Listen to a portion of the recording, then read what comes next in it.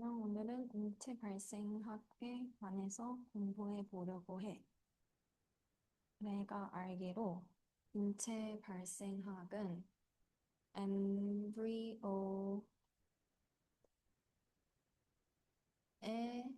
발생 과정을 연구하는 학문이고, 여러 학문들과 연관되어 발달했다고 알고 있어.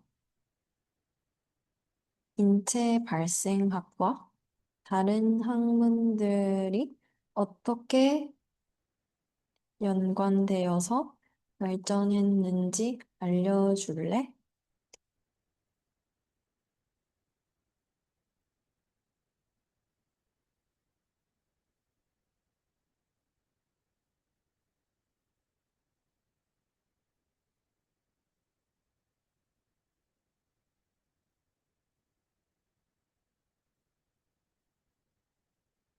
먼저 발생학의 기본 정의와 범위는 reproduction, 즉 정자와 난자가 만나서 자이고트 수정란을 형성하는 과정을 말하고 발생, 즉 수정란이 하나의 객체로 발달하는 과정, 즉 생식과 발생을 함께 다루는 학문을 말한다.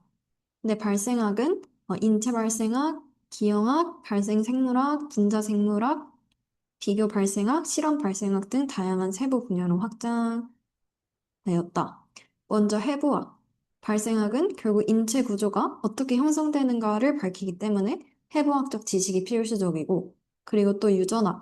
배아 발달의 방향을 결정하는 것은 유전적 정보이고, 표현형은 환경적 영향까지 반영하기에, 그리고 돌연변이 염색체 이상 연구가 기형학과 연결되기 때문에 유전학과 관련이 있다.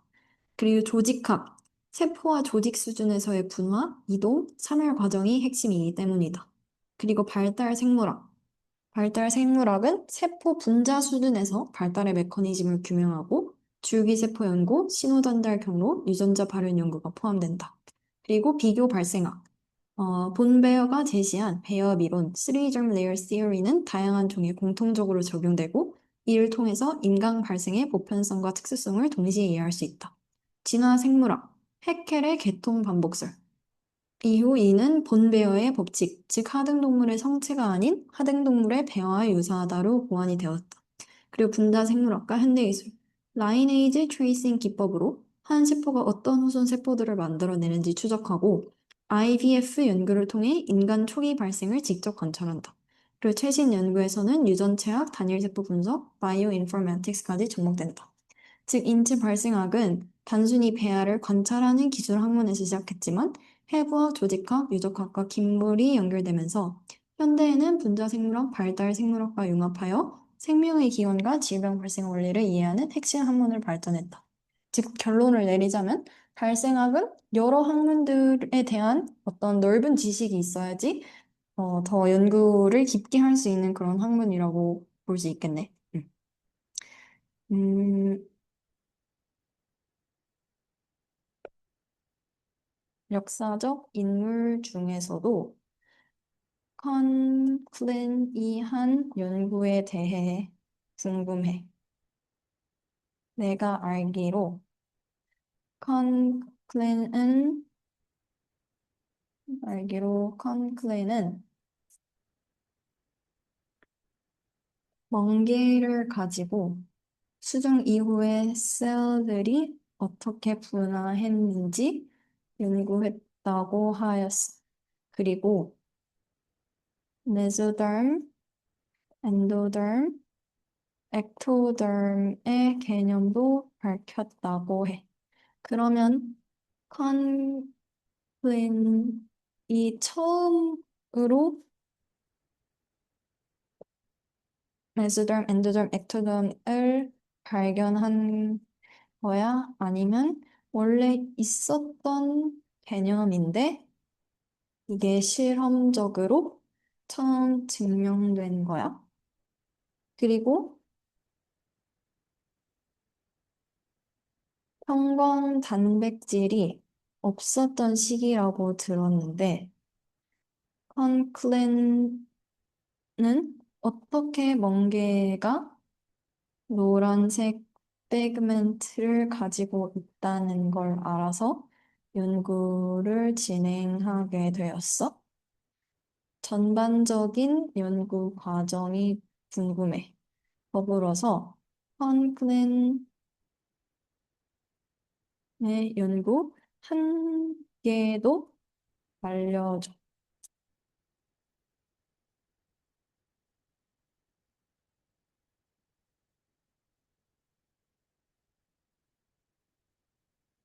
먼저 컴플린 이전의 germ layer 개념은 이미 본베어에 의해 제시되었고 엑토덤, 메소덤, 엔도덤이 존재한다는 것은 19세기 초보다 알려져 있었다.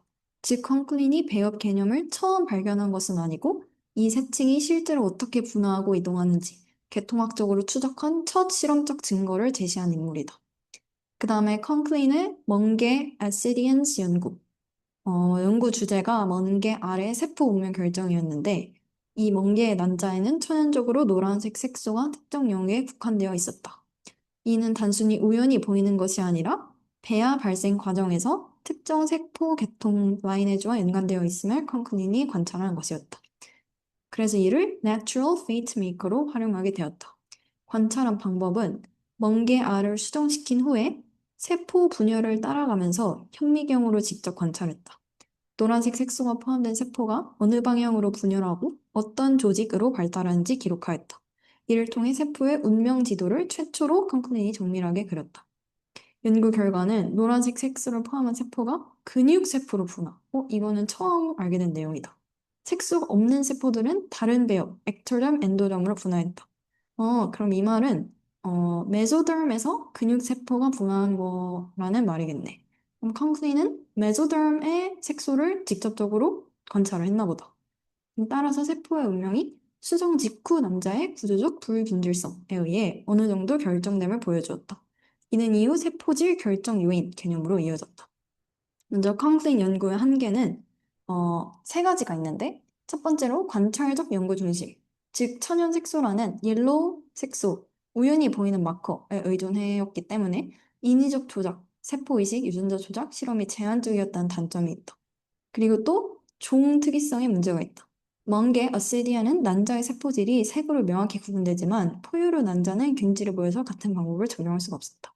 즉 모든 종에 일반화하기 어렵다는 한계가 있고 마지막 세 번째로 분자적 메커니즘이 불명확하다. 당시에는 유전자, 단백질, 신호전달 경로에 대한 개념이 없었기 때문에 세포 운명이 왜 결정되는지는 설명하지 못하고 어떻게 보인다 수준에 머물렀다. 이런 세 가지 한계가 있었네. 요로 세 가지는 이 펑크린 다음으로 서스턴 같은 사람들이랑 분자 메커니즘이 규명이 되면서 점차 해결이 되었을 거라고 예측할 수 있어. 그리고 의의는 펑크린은 세계 최초의 라이니지 트레이싱을 실험적으로 수행했고 이후 형광단백질, 세포 마킹 기술, 단일 세포 유전 체화으로 이어지는 개통 연구에 초석이 되었다. 그 공로로 펑크린 어워드가 매년 수여되고 있구나. 그래서 정리하자면 배업 개념은 몬베어가 재현하고 콩클리는 이를 실제 세포의 개통 추적으로 이를 실험적으로 입증했고 천연 노란색 색소를 활용해서 멍게 세포의 운명을 시각적으로 추적했고 한계는 포유류에는 적용 불가 관찰 위주 분자적 설명이 부족하다는 한계가 있네.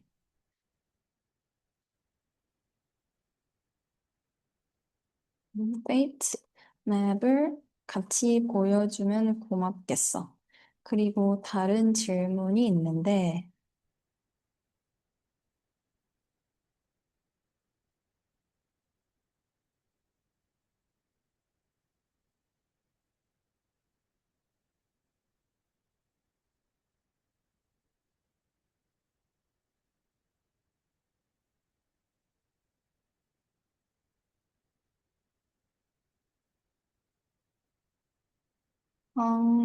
내 연구 이후에 발생한 발달 과정에 대해서도 알고 싶어.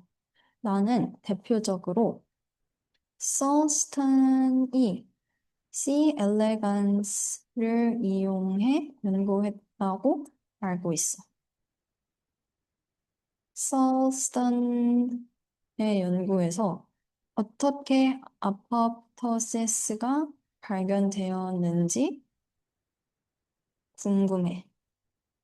나는 C. elegance에 관한 하나의 연구만 알고 있는데, 서스턴이 아포프토시스로 노벨상을 받은 건 20년 이후잖아? 그래서 C. elegans 말고도 다른 생물을 이용해서 에이팝토시스를 관찰했는지 궁금해. 혹시 시각적 자료가 있다면 함께 보여줘. 그리고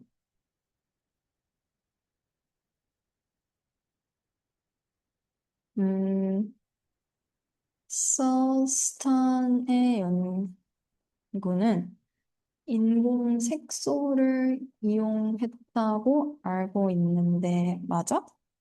인공 색소를 이용했다면 그 톡시시티로 인해서 세포의 발달 과정에 영향이 있었을 것 같은데 어떻게 이걸 연구했어?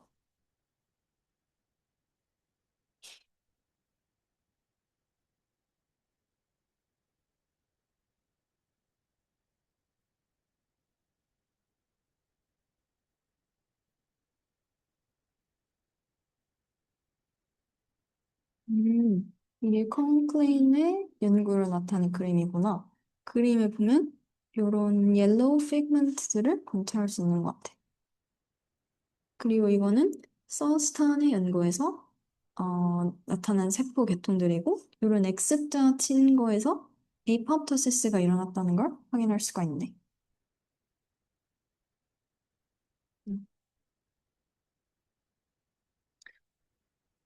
먼저 컨클린의 페이트 맵으로 노란색 색소가 나와서 수정 이후 세포 분열을 따라가면서 색소를 가진 세포들이 어떤 조직으로 분화하는지 관찰하고 페이트 맵을 볼 수 있었어.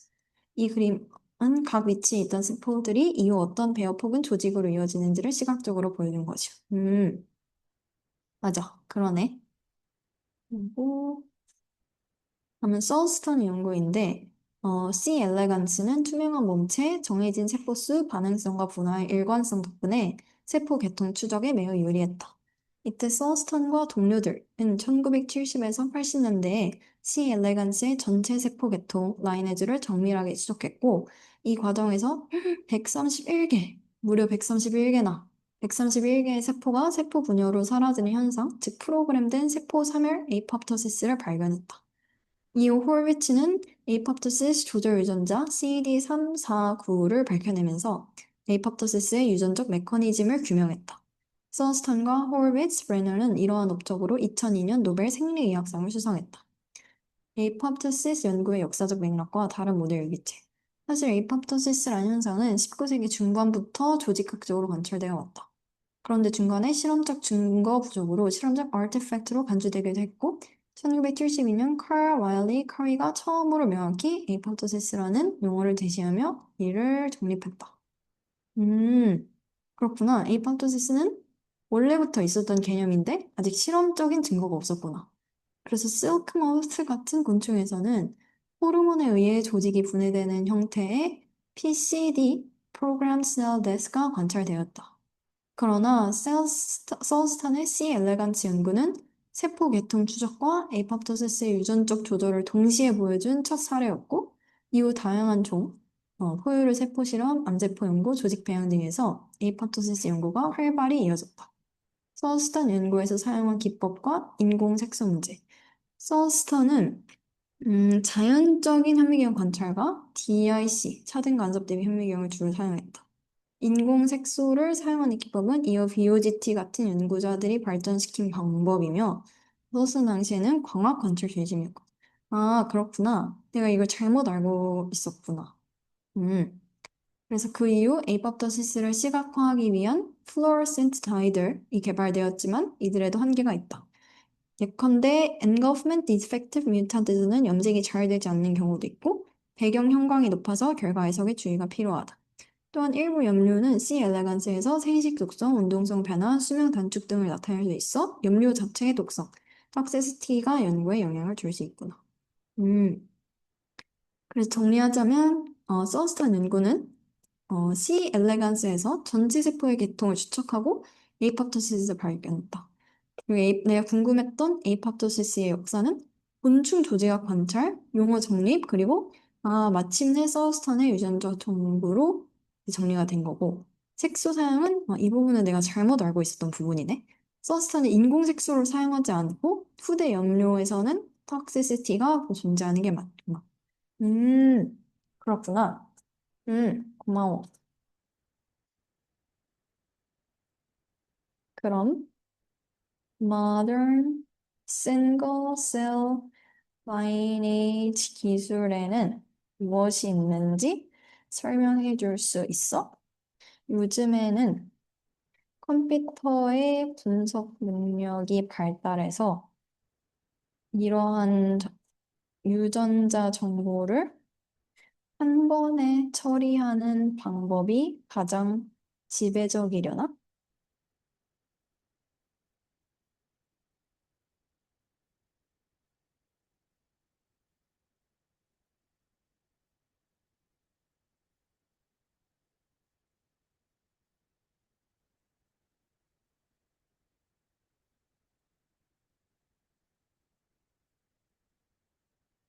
라이네이지 트레이싱은 요즘에는 단일 세포 수준 싱글 셀 레벨에서 분자 정보까지 분석하는 방식으로 크게 발전했구나. 일단 현대의 셀 라이네이지 기술은 먼저 싱글 셀 RNA 시퀀싱. 얘는 각 세포의 전사체 트랜스크립tom을 한 번에 읽어내는 기술이고 세포가 발현하는 유전자 패턴을 바탕으로 이 세포가 어느 계통, germ layer, 티슈로 가는지 추적 가능하다. Trajectory Inference, Pseudo Time Analysis 같은 알고리즘으로 발단 결과물을 컴퓨터 모델링했다. 그리고 또 Single Cell ATAC Sequence and Multi-omics. 이거는 완전 처음 들어보는 개념이다.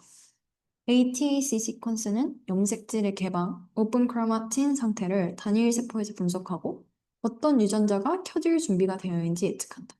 멀티오믹스는 scRNA 플러스 scATAC 플러스 단백질 발현, 프로테오믹스까지 동시에 추적한다. 이는 세포 운명 결정 요인, 사이토플라스믹 디터미넌트를 분자 수준에서 해석이 가능하다. 오, 요즘은 기술 발달이 너무 잘 돼가지고 분자 수준까지 해석하는 게 가능하구나. 이거는 정말 놀라운 사실이다. 그다음에 라이네이지 바코딩과 크리스퍼 기록 기술. 이 크리스퍼-cas9 관련해서 DNA를 인공적으로 삽입하는 그런 건가 보다. 역시 그러네. 크리스퍼-cas9을 이용해서 인공적 돌연변이, 얘를 바코드라고도 하는구나. 얘를 삽입하는 기술이래. 그러면 세포 분열 때마다 이 돌연변이가 축적되면서 나중에 유전체를 분석하면 세포 계보도, 셀 패밀리 트리를 복원할 수 있다. 대표적 프로젝트는 리나에우스 SG 게스탈트. 그다음에 Spatial Transcriptomics. 이거는 단일 세포 유전자 발현 정보를 공간적 위치 정보와 함께 분석하는 거구나. 예를 들어 배아 단면에서 각 세포가 어디서 어떤 유전자를 발현하는지 지도처럼 그려내는 거. 이거 앞에 연구랑 연관이 되네. 컴플레인의 페이트 맵을 유전자 지도로 디지털한 것과 유사하다. 그러면 요 스페이셜 트랜스크립토믹스 기술이 있으면 시각화 해가지고 얘를 한눈에 이해하는 데 엄청 편하겠다. 그다음에 라이브 이미징 플러스 컴퓨테이셔널 라이네이지 트래킹. 요거는 형광 단백질. 아까는 형광 단백질 안 붙였었는데 이제 이걸 붙이는 연구가 많구나. 초고해상도 현미경 플러스 AI 영상 분석을 통해서 실시간으로 세포 분열, 이동, 사멸을 추적한다. 이는 zebrafish, drosophila, organoid 연구에서 특히 많이 활용이 됐다. 그다음에 컴퓨터 분석의 역할은 현미경 관찰, 손으로 그린 페이트맵, 현재는 수천 수십만 개의 세포 유전자 데이터를 동시에 얻어서 머신러닝과 AI 알고리즘이 계통을 추적을 자동화를 해주고 그럼 현대의 발생학은 실험 생물학과 컴퓨터 과학, 융합 학문으로 자리하고. 나는 발생학이 생물학 관련해서만 발달을 해왔을 줄 알았는데, 사실 이런 컴퓨터 과학이 엄청 중요하구나. 그러면 발생학 연구를 하려면 이런 컴퓨터를 다루는 그런 기술도 되게 중요하겠다. 나는 컴퓨터를 못하는데, 이건 좀 곤란하네. 그리고 현대의 싱글셀 라이네지 기술은 크게 scRNA 세퀀싱, CRISPR 바코드 기반에서 계보 재구성, Spatial Transcriptomics, AI 영상 분석을 통한 라이브 이미징으로 나올 수 있고, 모든 컴퓨터의 분석 능력이 핵심적인 역할을 한다. 근데 디지털 페이드만, 예, 질버피시 배의 싱글 사이언티스트 그림을 찾아서 시각적으로 보여줬어요. 함께 보여줘. 그리고 발생학적 연구의 전반적인 흐름을 요약해서 보여줘. 정리가 필요해.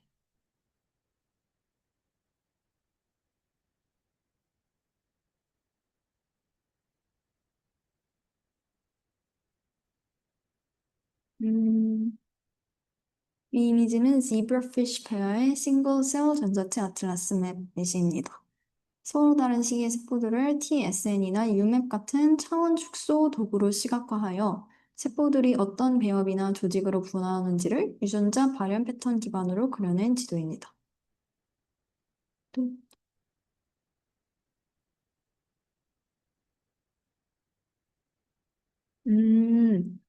이걸 보면은 지금 에피블라스트의 위치도 알 수가 있고, neural anterior, neural mid, neural posterior, neural crest 이렇게 신경계 기관들이 발달하는 것도 볼 수가 있고, 그리고 뭐 에피더마, 엔도덤, 메소덤, germline, apoptotic like 죽는 세포들을 다 볼 수 있어서, 이렇게 시간이 지남에 따라서 세포 수도 점점 늘어나고 더 색깔이 많아지네. 색깔이 많아지면서 기관 발달이 엄청 잘 이루어지고 있는 거를 확인할 수가 있구나. 요즘은 이렇게도 된다니 정말 신기하다. 그래서 기술을 요약해보자면 scRNA 시퀀스 기반 발달 궤적을 분석. 이걸로 수만 수십 개 세포의 전체 전사체를 분석하고 tsn이 UMAP 등의 차원 축소를 거쳐서 세포 상태 그래프를 생성해서 시간 흐름에 따른 differentiation trajectory를 추론한다. 더 나아가 트레이서 시퀀싱 같은 트랜스포전 바코드와 결합하면 계통의 유전적 흔적까지 복원할 수 있다. 그리고 멀티모더 및 스페이셜 분석. 이러한 Spatial Transcriptomics를 통해서 세포의 위치 정보와 유전자 발현을 동시에 분석하여 발생 종단을 공간적으로 해석한다. 그리고 Light Sheet Microscopy와 같은 고해상도 3D 이미징을 함께 쓰기도 하는데, 예를 들어 Zebra Hub 플랫폼은 시공간적 싱글 셀 애틀라스를 제공한다. 이는 유전자 데이터와 이미지 기반 라인에즈 추적을 융합하여 인실리코 페이트 맵을 형성한다. 그리고 싱글셀 해상도 페이트 맵, zebrafish 초기 뇌배엽을 구성하는 216개의 전구세포 하나하나를 추적한 연구에서는 각 세포가 만들어지는 정밀군을 정밀하게 페이트 매핑했다. 특히 췌장 전구세포가 긴 지원기 세포 주기 상태와 연관된다는 기전적 인사이트도 도출되었다. 그리고 Computational Trajectory Inference Methods, 발달 궤적을 계산적으로 추론하는 기술들이 빠르게 발전 중이다. Pseudo Time Analysis와 Optimal Transport 기반 추론, 머스컷, 웨딩턴 OT, 멀티스테이지 OT 등. 그래서 실제 사용자 경험에 따르면 trajectory influence is trash. The assumptions are violated in almost every biological process. My favorite methods explicitly incorporate time point information, 웨딩턴 OT, 머스컷 라는 현실적인 추천이 있어. 이거는 실제 사용자 경험이구나. 되게 신기하다. 그래서 발생한 연구 흐름 요약을 보면 고전적 발생학은 이제 본배어의 배업 이론 이걸로 외중 내배역 개념이 있었고 그 다음에 계통 추적 실험학 라이네이지 트레이싱으로 컨클레인의 멍게 실험 즉 천연색소로 세포 운명을 시각화한 것 그리고 유전적 계통도의 완성 서스턴 등 C 엘레간스를 활용해서 전체 세포의 계통도와 에이포토시스를 발견한 것 그리고 현대적 고해상도 발생학, scRNA 시퀀싱, 이미징 분석으로 수만 세포 동시 분석과 트라젝터리 추론, 공간적 싱글셀 애틀라스, 지브라 허브 등, 그리고 정밀 싱글셀 페이트 맵, 내배엽 전구 세포를 연구하고 세포 주기 상태와 기관 형성 연관을 분석하고 컴퓨팅 기반 분석, 그리고 모나코 옵티멀 트랜스포머, 자동화된 발달 경로 페이트 프리딕션 가능. 요약해서 정리하면 현재의 싱글셀 라이네이지 기술은 전사체, 공간 위치, 이미지 데이터, 유전적 바코드 등 다양한 실험 정보를 컴퓨터 분석과 결합하여 사용한다. 컴플레인 서스템처럼 관찰 중심 연구에서 시작된 개통 추적은 이제는 수만 개 세포의 분자 지도를 만들고 수리 통계적 모델과 결합되어 발전하고 있다. 이런 변화는 발생학을 실험 중심 플러스 데이터 중심으로 혁신시키고 있다. 음, 이렇게 한눈에 요약해서 흐름을 보니까 이 발생학 연구의 전체적인 흐름이 더 잘 이해가 되는 것 같아. 음, 그렇구나. 음, 질문하고 고마워. 덕분에 가지고 있던 의문이 많이 해결되었어.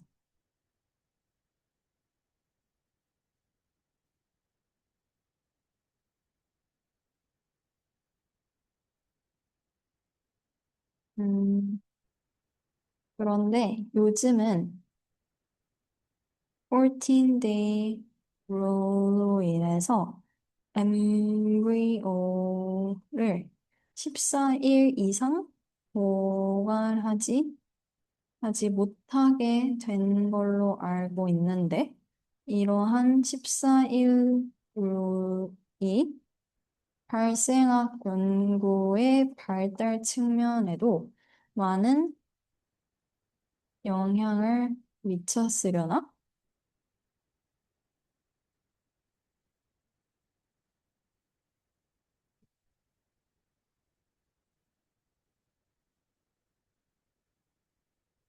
먼저 14데이 룰이란 인간 배아를 수정 후 14일 이상 배양하거나 연구 목적으로 사용하는 것을 금지하는 국제적 연구윤리 가이드라인.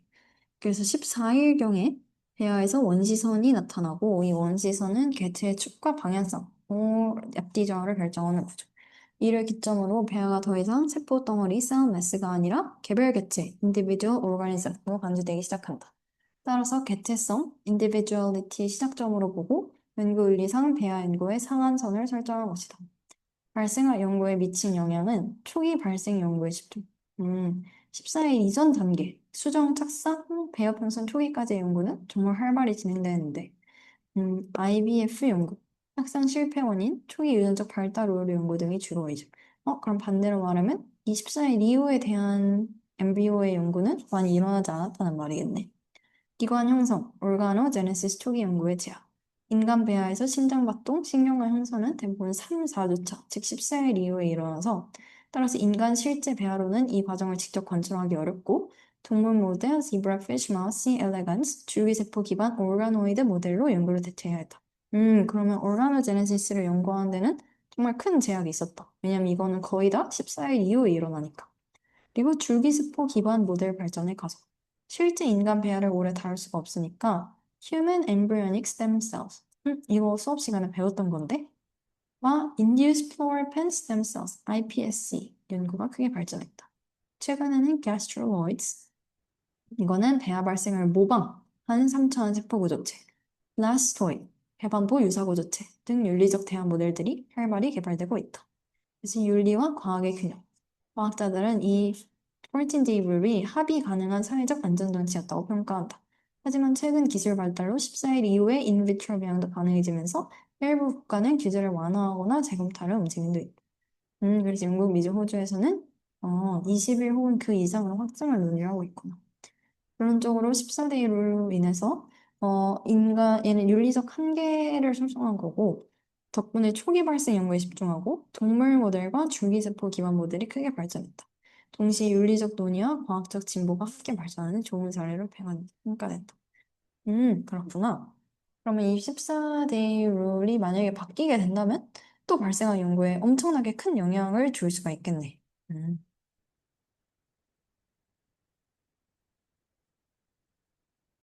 이제 다음으로 태아기 과정에서 이제 다음으로 태아기 과정에서 어떻게 기관들이 만들어지는지에 대해서 알아보고 싶어. 탄핵이 단계를 개략적으로 정리해서 알려줄래? 그림과 함께 보여주면 더 좋아.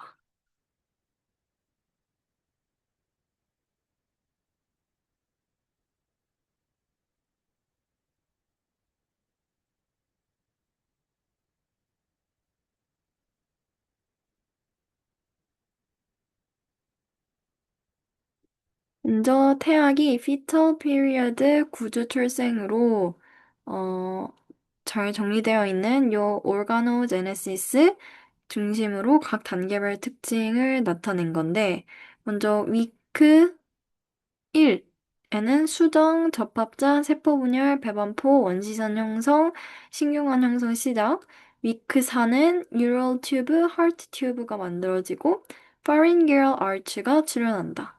그리고 스테이지 11은 머리 쪽 신경공이 닫히고 오틱 핏과 업틱 피지컬이 등장한다.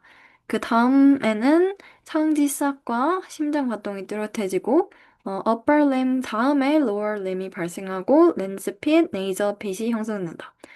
그럼 상대적으로 upper랑 lower limb보드랑 렌즈 핏, 네이저 핏은 빨리 형성이 되는 편이구나. 그 다음에 위크 5, 스테이지 14는 팔다리의 돌기가 발달하고 핸드 플레이트가 출현, 그 다음에 눈기 발달, 구강, 비강의 분화, 그 다음에 위크 여섯째부터는 망막 색소, 손가락 융합된 판, 풋 플레이트, 장간막이 형성되고, 그 다음에 얼굴 발달, 네이 발달, 손의 원기 보이고, 그 다음에 눈꺼풀, 손가락 분리. 이 손가락 분리는 앞에서 배웠었는데, 이는 에이팝토시스에 의해서 이루어진다고 했던 것 같아. 그 다음에 얼굴 윤곽 형성, 외부 생식기 초기 분화. 그 다음에 상아지가 더 길어지고 관절 형성, 외부 생식기 분화. 그리고 이후에 태아기, 피터 피리어드로 진입을 하게 되는구나. 음. 그래서 여기 태아기의 구조부터 출생까지의 개요가 나와 있네. 먼저 성별 구분이 가능해지고, 장기가 복강 안으로 들어가고, 목이 만들어지고, 얼굴 형태 뚜렷해지고, 손발톱이 발달하고, 피부의 털, 라누고랑 태지도, 그리고 폐 발달해서 생존 가능성이 증가. 요거는 수업 시간에 pulmonary surfactant이랑 연관이 있다고 배웠었네. 그 다음에 30주 이후에는 지방 축적, 장기 기능 성숙이네. 음, 그러면 카네기 단계 요약 그림을 그려줘.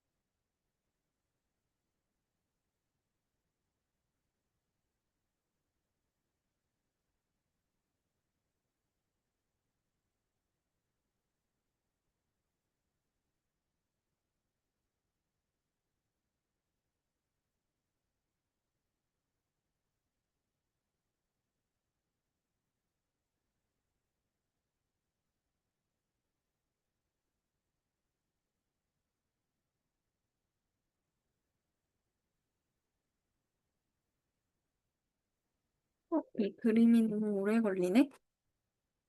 또 질문을 해야겠다. 태아 4주차에 embryonic folding이 일어난다고 배웠는데,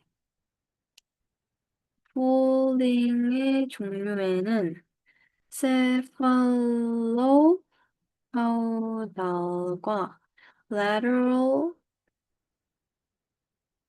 folding이 있다고 배웠어. 이 GPT가 그려준 그림을 보면 1, 3주차는 뉴럴 튜브, 그 다음에 스테이지 1에서 9는 하트, 그 다음에 optic pit, upper limbar bud, lower limbar bud를 말한 거겠다. lower limb bud, 어, digital hand plate 말하는 건가? hand plate, eye, external genitalia 순서로 이 카네기 스테이지가 나타나는구나. 그럼 다음 질문. 폴딩의 종류에는 cephalocaudar과 lateral folding이 있다고 배웠는데, 이 두 가지의 차이점이 잘 이해가 되지 않아. 둘에, 둘이 각각 태아 기관 형성에 있어서 어떤 역할을 하는지 알려줘. 그리고 왜 두 개의 폴딩이 함께 일어나는 것인지도 궁금해.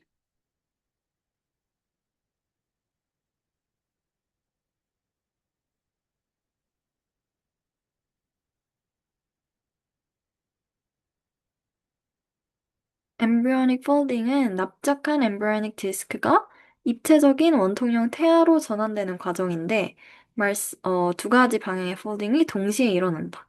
먼저 cephalocaudal folding은 세로축 접힘, longitudinal folding이라고 하는구나. 이 이름이 더 직관적이네. 머리 cephalic end와 꼬리 caudal end가 배 쪽 ventral으로 접히는 것. 원인은 뇌, 전내, 중내, 후뇌와 꼬리 부분, 척석 원시선이 빠르게 성장하면서 발생하는 것이고, 결과는 머리 쪽 구조, 심장관 heart tube, septum transversum, oropharyngeal membrane이 상대적으로 아래쪽으로 이동하게 된다. 이로 인해서 원시장관 permittive gut가 형성이 되고 foregut 흰 것의 구분이 시작된다. 그리고 배꼽 umbilicus의 위치가 정해진다. 즉 cephalocauda folding은 앞뒤 축에서의 장관과 심장, 횡격막 등의 위치를 정리하는 과정이다. 다음으로 lateral folding은 이제 가로축이네. transverse folding이라고도 하는데 방향은 좌우 양쪽의 몸통이 앞쪽으로 말려 들어와서 ventral midline에서 합쳐지는 것을 의미한다. 원인은 체벽을 형성하는 측판 중배엽 lateral plate mesoderm의 성장과 양막 amniotic cavity의 팽창이다. 결과로는 납작했던 배아가 원통형 몸통을 형성하고 채강 embryonic coelom이 닫히면서 목벽 바디월이 형성되고 나랑 주머니의 일부가 안으로 끌려 들어와서 미드것이 형성이 된다. 그래서 제대 umbilical cord를 통해 태반과 연결되는 통로를 확립한다. 즉 lateral folding은 좌우 구조를 모아서 배아의 몸통과 채강을 형성하는 과정이다. 이 두 가지 폴딩이 왜 동시에 일어날까? 엠브리오는 3차원적으로 입체 구조를 만들어야 하기 때문에 앞뒤 세로축과 좌우 가로축에서 동시에 접혀야 된다. 한쪽 방향만 접히면 cephalocauda만 있으면 납작한 판이 길쭉해지기만 하고 원통 구조가 안 되는데 lateral만 있으면 원통이 되지만 foregut, hindgut, 심장의 위치가 올바르게 자리 잡지 못함. 즉 두 가지 폴딩이 함께 일어나야 비로소 머리, 꼬리, 몸통이 갖춰진 완전한 원통형 배아가 되는 것이다. 그렇구나. 그 다음으로 기관 형성과의 연계. cephalocaudal folding은 소화관의 앞뒤 구분, 심장과 횡격막의 위치를 결정하고 lateral folding은 복부와 채강, 탯줄을 형성한다.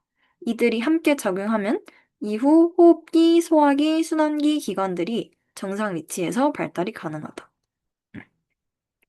이제 퀴즈는 cephalocaudal folding 덕분에 foregut, midgut, hindgut이 형성되는데 midgut은 어떤 폴딩의 결과로 나낭 주머니 일부가 끌려 들어가면서 만들어질까요?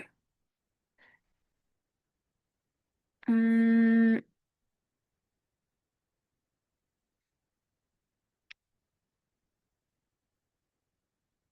아까 나랑 주머니가 끌려 들어가면서 만들어졌던 폴딩은 lateral folding이 답이야. 맞아? 그리고 또 질문할 점이 있는데, 음, 글로만 보니까 이해가 어려워서, 그림을 첨부해서 함께 설명해 줬으면 좋겠어. 그리고 또 질문은 lateral folding과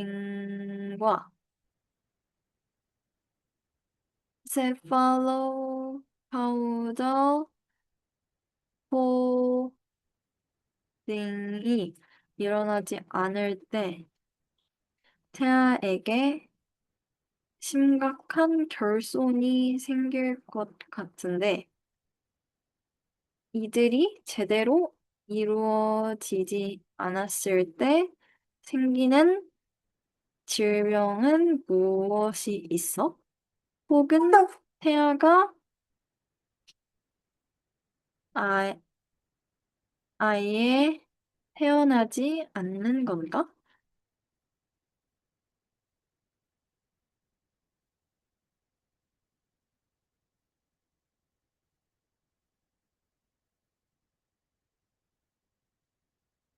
스파르카우달은 아까 말했던 대로 머리와 꼬리가 안쪽으로 말려 들어가면서 볼것과 흰 것을 형성하는 것이고, lateral folding은 좌우 양옆이 안쪽으로 밀려 들어가면서 중간선에서 합쳐지는 것이다. 이로 밑것을 형성하고 채광이 빗어내게 된다. 이 두 과정이 동시에 일어나면서 납작한 원반 모양의 폐하가 원통형의 몸을 가지게 된다. 이 그림을 좀 기다려야겠네.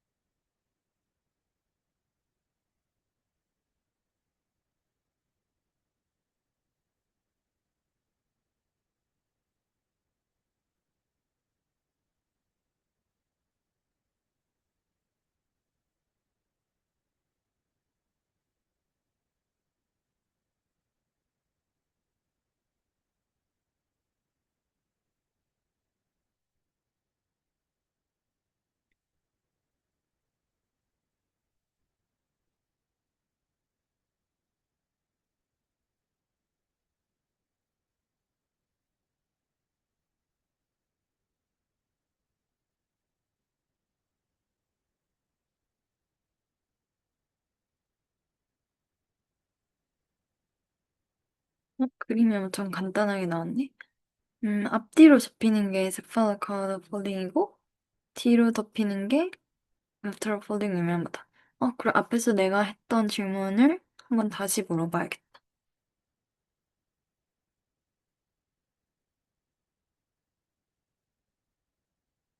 lateral folding과 cephalocard folding 일어나지 않을 때의 결손과 질병은 무엇이 있는 것인지. 먼저 cephalocard folding의 이상이 있으면 머리 꼬리 구조의 형성 장애로 머리 쪽 장애는 문해증, anecephaly와 심장 위치 이상. 먼저 문해증은 뇌와 두개골이 제대로 닫히지 않는 현상. 대부분 출생 후에 생존이 불가하고, 심장의 위치 이상은 심장관, heart tube가 제 위치로 내려오지 않아서 정상적인 심장 형성이 어려운 것. 그리고 꼬리 쪽의 장애는 caudal dysgenesis, 인어증. 하반신 발달이 부전해서 심장, 방광, 하지 등이 제대로 분화되지 않는 것. 심하면 생존이 불가하다. 다음으로 lateral folding 이상은 복벽 및 채광 폐쇄 장애, 옴팔로셀, 배꼽 탈장, 장 매드것이 복강 안으로 들어오지 못하고 제대 안에 남는 것, 그리고 복벽이 완전히 닫히지 않아서 장기가 외부로 돌출되는 것, 그리고 gastroschisis, 복벽 파열, 복벽이 닫히지 않아서 장이 복벽 바깥으로 노출되는 것, 그리고 central ventrology, 복부 심장 횡격막의 복합결손. 그래서 폴딩 전체가 실패하는 경우에는 엠브리오닉 디스크가 3차원 구조로 전환되지 못하면 원시장관, 채강, 심장, 횡격막이 모두 횡성되지 않는다. 이런 경우는 임신 초기 유산으로 이어지는 경우가 대부분이며 출생까지 이어지기 어렵다. 그렇구나. 그러니까 부분적인 폴딩 장애에서는 문해증, 엄팔로셀, 가스트로시스 같은 선천성 기형이 발달할 수 있지만 완전히 폴딩이 실패하게 된다면 태아가 정상 태아로 발달할 수 없어서 보통 임신 초기에 유산이 된다. 그리고 다음으로 내가 궁금한 점은 우리 몸에서 체절이 형성되는 과정에 대해서 알고 싶어. 종마다 다른 체절 개수와 길이를 가지고 있는데 이것이 어떻게 조절되는지 궁금해. 그리고 우리 몸에서 체절 형성에 영향을 주는 유전자가 무엇이 있는지, 체절 형성이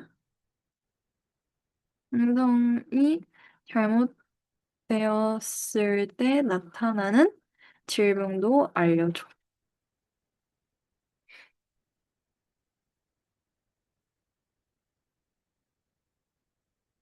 음. 체절소마이트는 우리 몸의 척추, 늑골, 골격근, 진피의 기원이 되는 아주 중요한 구조라서 어, 하나씩 정리해 보면 먼저 체절 형성 과정은 소마이토제네시스라고 하는데 발생 위치는 프리미티브 스트레이트 뒤쪽에서 생긴 파라악시얼 메소더에서 발생한다. 이 축엽, 중배엽은 신경관의 양옆에 세로줄 형태로 배열이 된다. 이 형성 순서는 머리에서 꼬리 방향, cephalocala axis로 주기적으로 생성된다. 사람은 약 42에서 44쌍, 이후 일부는 퇴화되어 최종적으로 37쌍 정도가 남는다. 그리고 주기적 생성 원리는 segmentation clock. 쾌절 형성은 일정한 주기 periodicity로 일어나고 사람 약 5시간마다 한 쌍의 체절이 형성된다. 그 종마다 체절 수 길이가 다른 이유는 체절 개수는 segmentation clock과 wave front의 상호작용으로 조절된다. 이거 수업 시간에 배운 내용이었어. 세그멘테이션 클락크는 너치, WNT 신호 경로에 의한 주기적으로 유전자 발현이 이루어지고 웨이브 프론트는 FGF, 레티노이క్ 애시드의 앞뒤 기울기에 의해 어느 위치에서 새로운 체질이 만들어질지 결정된다. 그래서 종마다 클럭 주기와 웨이브 프론트의 길이 차이가 있어 체절의 개수와 크기가 다르다. 나는 클럭 주기만 다른 줄만 알았는데 웨이브 프론트의 길이도 종마다 다 다르구나. 그래서 체절 형성이 중요한 유전자는 나치 시그널링으로 체절 주기성이 조절되고 HES7이 이제 사람에서 분절 주기를 결정하는 대표 유전자구나. 그다음에 1WNT 시그널링 얘는 세그멘테이션 클럭을 활성화한다. 그리고 FGF는 Fibroblast Growth Factor로 꼬리 쪽에서 하이, 머리 쪽으로 갈수록 로우, 그리고 체절이 형성되는 파동 전선의 위치를 조절한다. 레티노익 애시드는 머리 쪽에서 하이, 꼬리 쪽으로 갈수록 로우하고 FGF 그레디언트와 반대 방향으로 작용해서 체절 분할을 유도한다.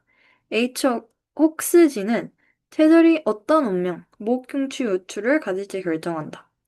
예를 들어 경추는 목뼈, 흉추는 갈비뼈를 만들도록 패턴을 부여한다.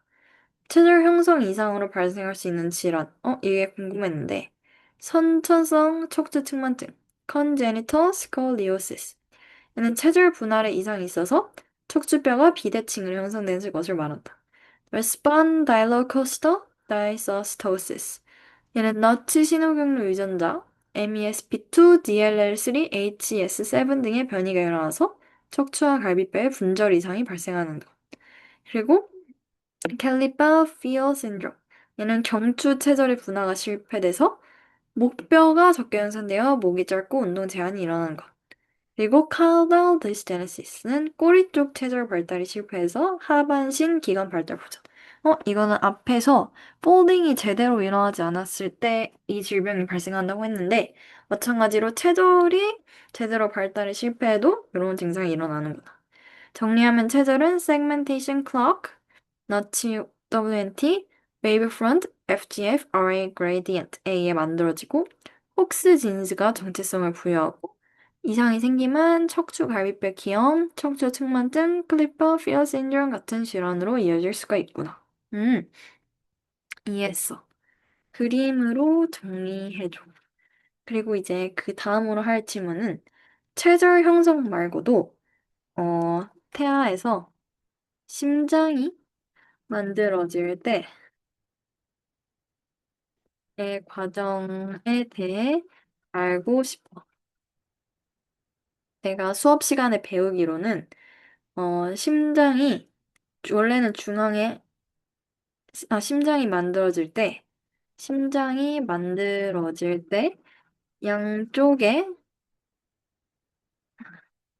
두 개의 씨앗이 만들어지고 합쳐진다고 알고 있는데, 중앙에서 하나만 만들면 더 편할 텐데, 왜 이런 방식을 거쳐서 심장이 만들어지는 건지 궁금해.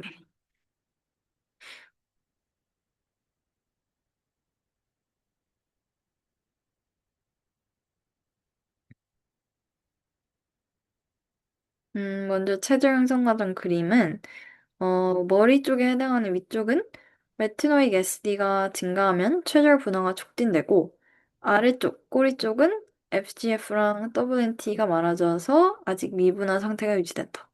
그 중간에서는 두 그레디언트가 만나는 경계, 웨이프런트에서 새로운 체절이 생성된다. 그 시간은 너치 시그널링, HES7 등이 주기적으로 켜졌다 꺼졌다 하면서 세그멘테이션 클럭의 역할을 수행한다. 이 그림을 조금만 기다려 봐야겠다.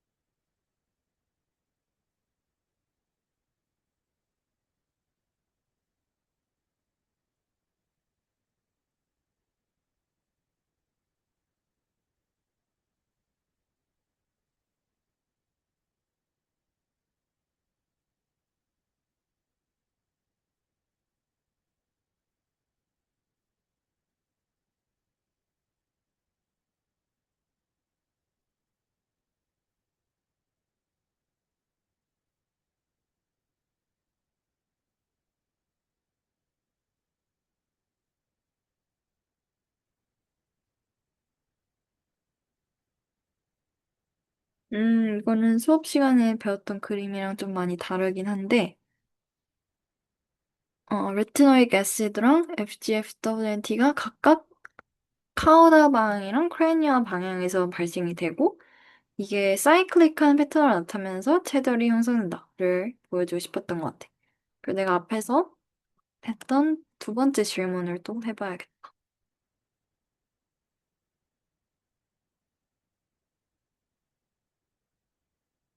심장은 우리 몸에서 가장 먼저 기능을 시작하는 기관인데 형성 과정이 독특하다.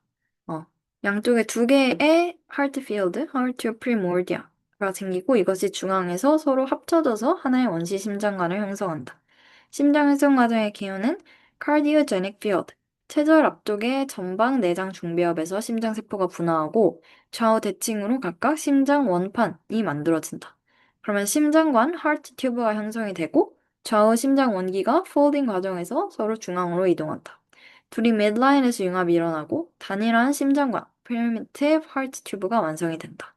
그리고 심장관 굽힘 루핑이 일어나서 직선형 심장관이 C자, S자 형태로 굽으면서 심방심실 구조가 분리된다. 이제 왜 이걸 중앙에서 하나만 만들지 않고 양쪽에서 만드는지가 궁금했는데, 먼저 첫 번째로 좌우 대칭성을 기본으로 하는 발생학적 원리. 우리 몸의 대부분 구조, 눈, 폐, 신장, 사지 등은 처음에 좌우 대칭으로 형성된다. 심장도 마찬가지로 양쪽에서 독립적으로 심장 전구 세포가 발달하고 이후 medline에서 만나서 하나의 구조로 통합되는 방식이다. 중앙에서는 처음부터 심장 원기를 만들 수 없는 이유가 폐하 발생 초기의 중앙에는 노토코어, 심경광 등 다른 중요한 구조들이 이미 자리하고 있어서 심장 원기는 midline이 아닌 좌우 측면의 전방 내장 중비압에서 발생한다. 그리고 폴딩 과정에서 가운데로 모여 합쳐진다. 발생하죠 유연성 확보를 하기 위해. 만약 중앙에 하나만 형성되도록 프로그램되어 있다면 조금만 문제가 생겨도致命적일 수 있다. 그래서 양쪽에서 독립적으로 형성해 중앙에서 융합하는 과정은 발생학적 안정성, redundancy를 주는 진화적 이점이 있다.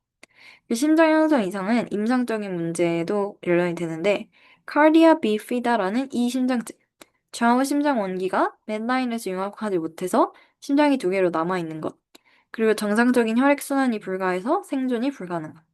그 루핑 이상에서 시터스 인버서스, 내장이 거꾸로 배열되면 심장이 오른쪽에 위치하는 덱스토카디아가 발생할 수 있다. 정리하자면 심장이 처음부터 중앙이 하나로 만들어지지 않는 이유는 좌우 대칭성을 기본으로 하는 발생학적 패턴 때문, midline에는 이미 다른 중요한 구조들이 존재하기 때문, 그리고 양쪽에서 독립적으로 형성 후 합쳐지는 방식이 더 안정적인 진화적 전략이기 때문이다. 그렇구나. 이건 정말 처음 보는 내용이었어. 그리고 또 내가 궁금했던 내용은,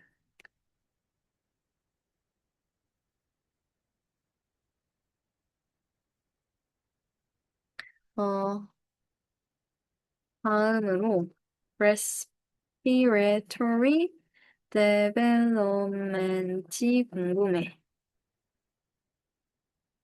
식도와 호흡기도, 음, 처음부터 분리되어 자라면 되는데, 왜 붙어서 발달하다가 이후 흩어지는 거야?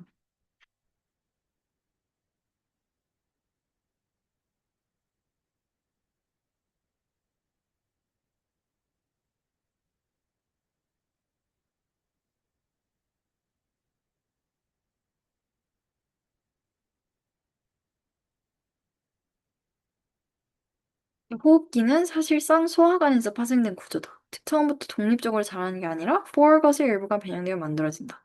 그래서 식도와 호흡기가 붙어서 시작했다가 분리되는 과정을 거친다. 호흡기 발생 과정을 요약하면 호흡기 원기 respiratory diverticulum 렁버드 형성이 되고 발생 4주차에는 포얼것의 앞쪽에서 작은 주머니 모양 구조가 싹튼다. 이게 바로 패사 렁버드라고 한다. 그다음에 식도 기관 분리가 일어난다. 원래 포얼것은 식도의 기원과 기관 폐의 기원을 동시에 포함한다. 양쪽에서 트라케어, 에이소파기얼 리지스가 자라나서 가운데서 합쳐지고 이로써 기관, 트라키아 플러스 폐와 식도로 분리가 된다. 그다음에 후속 발달은 기관은 하방에서 두 개의 브론키얼 버즈로 나눠지고 이후 폐포까지 분지가 진행된다. 그럼 이제 왜 분리되지 않고 붙어서 시작할까는 발생학적 효율성. 포올것은 원래 영양분과 기체 모두가 출입하는 원시 인도, 프라렌스 역할을 가졌고, 따라서 초기에는 하나의 원시 관으로 형성되는 게 더 단순하고 안정적이다. 그 신호 전달의 공유. 호흡기와 식도는 공통된 내배역 플러스 주변 중배역에서 발달을 하는데, 처음에는 같은 조직 환경에서 발달하면서 공통 신호를 공유한다. 이후 특정 위치에서만 FGF10 신호가 강하게 작용해서 패스하기 형성한다. 이런 이유도 있구나. 다음에 진화적 이유. 초기 동물에서 호흡과 석식이 한 통로로 이루어졌던 흔적이 반영됐다. 음, 발생에서는 여전히 공통 기원 후 분리라는 경로를 따른다. 왜 분리 이상 시 발생하는 질환은 tracheoesophageal fistula, 기관과 식도가 제대로 분리되지 않아 서로 연결된 통로가 남는 것. 증상은 신생아에서 수유 시 기도로 음식물이 넘어가 기침, 청색증, 폐렴 유발, 에소파기얼 artesia, 식도 폐쇄, 식도가 정상적으로 연결되지 않고 맹관으로 끝나 영양 공급 불가. 그래서 정리하면 호흡기는 포르거트의 ventral diverticulum에서 발생하기 때문에 식도와 처음에는 붙어 있다가 이후에 tracheoesophageal radius가 자라서 분리된다. 이런 붙었다가 나눠지는 방식은 발생학적 단순성, 신호 공유, 진화적 흔적 때문이다. 음. 그리고 또 궁금했던 점은 태아의 성장에 있어서 대략 30주 정도까지는 외부 요인이 태아 성장에 큰 영향을 미치지 않는다고 배웠어.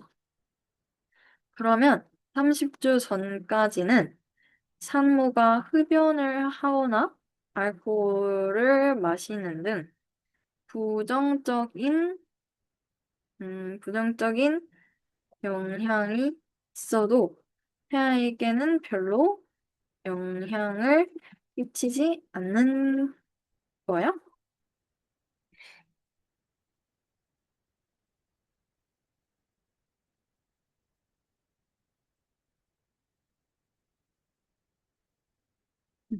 30주 이전에도 흡연, 알코올, 약물 감염 등은 태아에게 심각한 영향을 줄 수가 있다. 다만 어떤 시기인지에 따라서. 첫째, 0에서 2주. 이 외부 요인을 테라토겐이라는 용어를 쓰네. 수정에서 착상 전에는 all or none. 아직 토티포텐트한 상태이기 때문에 손상되면 배아 전체가 소실되고 아니면 정상적으로 발달한다. 그리고 기형은 잘 생기지 않는다. 그다음에 기관 형성기 organogenesis 3에서 8주. 가장 취약한 시기로 외부 요인에 의해서 특정 장기의 기형, congenital malformation이 발생한다. 예를 들어 살리도마이드는 팔다리, 알코올은 뇌발달, 루벨라 바이러스는 선천성 백내장과 심장병을 만들어낼 수 있다. 그 9에서 30주는 태아기. 이 시기에는 장기들이 이미 기본 형태를 갖췄으므로 새로운 기형은 덜 발생한다.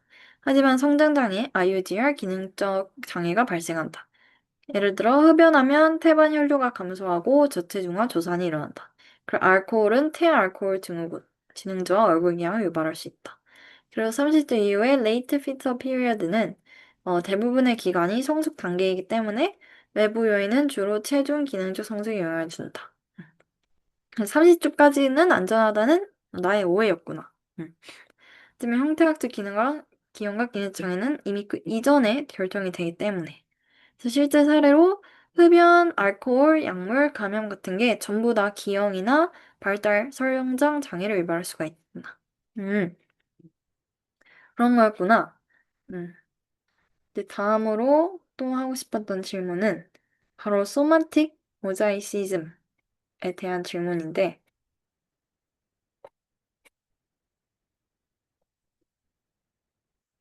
소마틱 모자이시즘에 대해서 물어보고 싶어.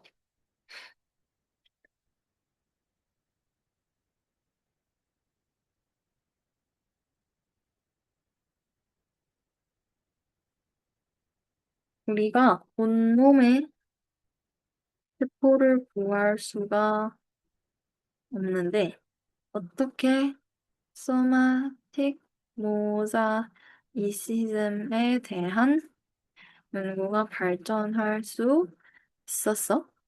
그리고, 음,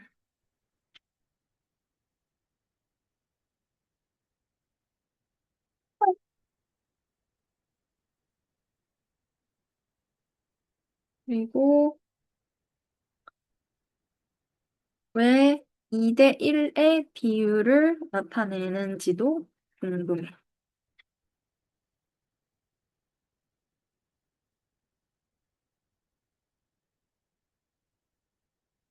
먼저 소마틱 모자이시즘이란 체세포 안에 유전적으로 서로 다른 세포 집단이 존재하는 상태. 이건 강의에서도 들었던 내용이다. 내가 어떤 연구는 어떻게 가능했을까는 warm autopsy, 따뜻한 부검, 사망 직후 짧은 시간 안에 여러 장기수 조직 샘플을 채취하는 것. 그래서 최대한 살아있을 때와 유사한 세포 단계를 확보하는 것. 이로써 장기별 세포의 변이 비교가 가능하다. 그리고 싱글셀 시퀀싱, 단일 세포 유전체의 분석. 한 개의 세포만 분리해 전장 유전체를 읽을 수 있는 기술이 발전해서 동일 조직 내에서도 세포마다 다른 변이를 확인 가능하다. 그리고 바이오인포메틱스, 정보학적 알고리즘. 수많은 변이 데이터를 처리하고 변이의 시점과 퍼진 경로를 추적하는 라인 에이지 트레이싱. 이러한 기술 덕분에 전신 샘플링 없이도 소마틱 모자이시즘의 전모를 유출할 수 있게 되었어요. 그런 쪽은 워머톱시, 싱글셀 시퀀싱, 바이오인포메틱스와 같은 방법을 통해서 연구가 되었고요. 그래서 왜 2대1 비율이 나타날까는 세포 분열의 비대칭성 때문인데 수정란에서 이 세포기에 한쪽 세포의 돌연변이가 생기고 이게 자손세포로 만들어서 퍼져나가면 돌연변이 세포군과 정상 세포군이 대략 1대2의 비율이다. 그래서 이후 분열이 반복되어도 초기 분할의 비율이 전체 몸에 반영되는 것. 즉 2대1은 발생학적 시간점을 보여주는 지표다. 돌연변이가 매우 초기, 이세포기에 생겼다면 전신에 2대1 모자이크, 조금 더 후기에 생기면 국수장기 조직에만 모자이시즘. 음, 정리하자면 소마틱 모자이시즘은 이런 세 가지 기법 덕분에 가능해졌고, 2대1 비율은 이세포기 시점에서 생긴 초기 돌연변이의 흔적이다. 음, 그럼 이제, 어, 소마틱 모자이시즘에 대해서 거의 다 알게 된 것 같은데, 음,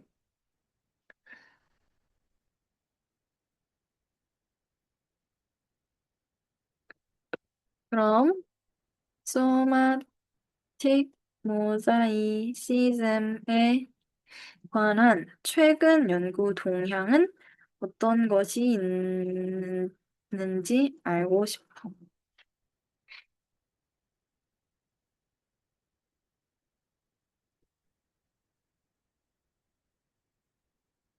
최신 연구 동향은 SMHT 네트워크 출범. 그래서 전신 조직에 걸친 체질별 돌연변이 및 맷 골치에 착수했구나. 그래서 암 같은 질환에서도 소마틱 뮤테이션의 역할을 탐구하고 싱글셀 DNA 시퀀싱 기술의 정밀도랑 속도가 크게 향상돼서 적은 세포 수에서도 유전적 이질성을 탐지할 수 있게 됐다. 그리고 PTA 등의 새로운 증폭 방법으로 단일 세포 유전체 분석을 더욱 정확하게 수행할 수 있다. 그 특정 질환에서의 모자이크성 사례는 면역 질환에서 12.6%, 꽤나 많은 비율에서 소마틱 모자이시즘이 발견되었고, 이후 FAS, STAT3, NRAS 등 유전자에서 변이가 확인되었다.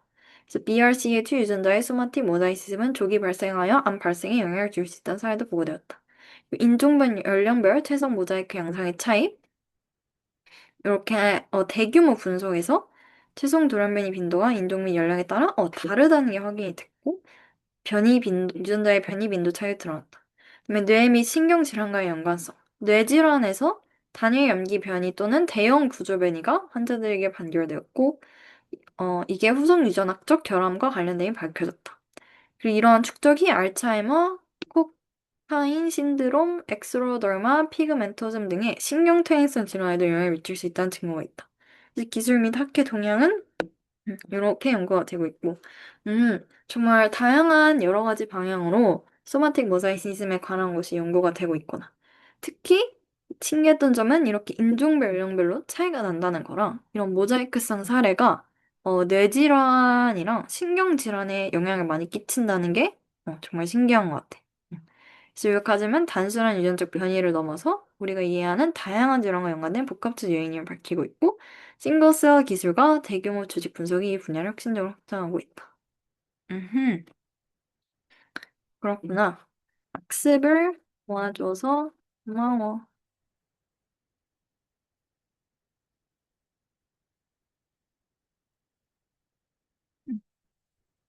학습할 수 있게 도와줘.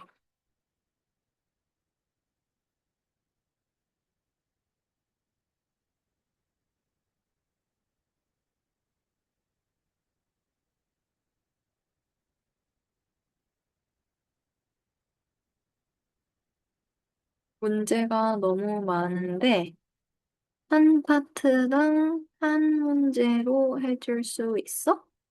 그리고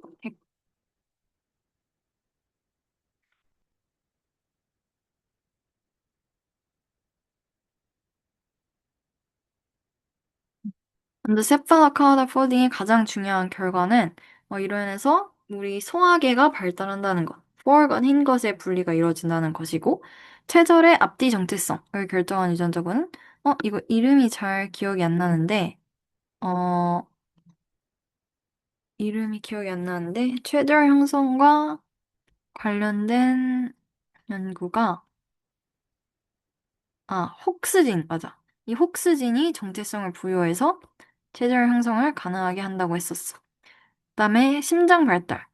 좌우 심장 원기가 중앙에 삽혀지지 못했을 때 생기는 치명적인 기형. 이건 덱스토카디아였던 것 같아. 이름이 잘 기억이 나지 않는데,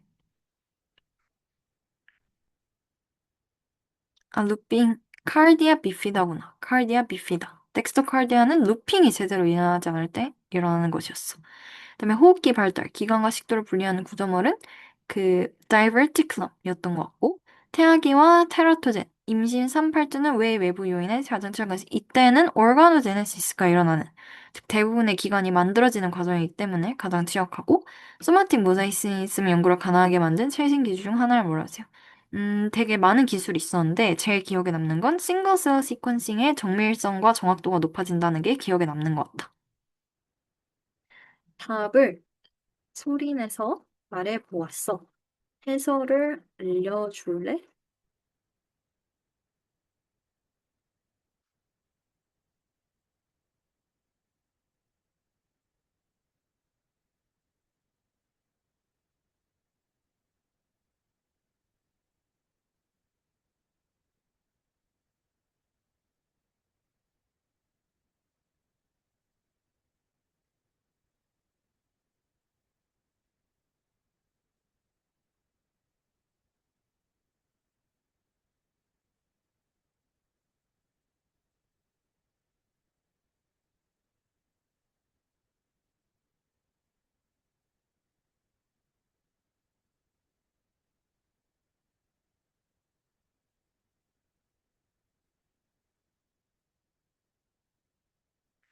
1번은 원시정관의 전후분화. 부활관인 것의 심장관, 행경관, 전구.